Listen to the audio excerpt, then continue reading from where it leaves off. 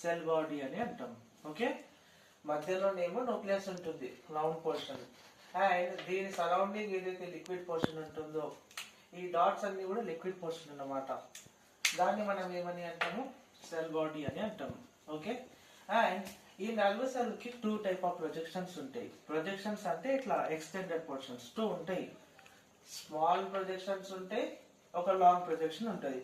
Small projections ఏవైతే ఉంటాయో అంటే ఇట్లా, వీటినే మనం ఏమని అంటాము, డెండ్రైట్స్ అని అంటాము, స్మాల్ ప్రొజెక్షన్స్.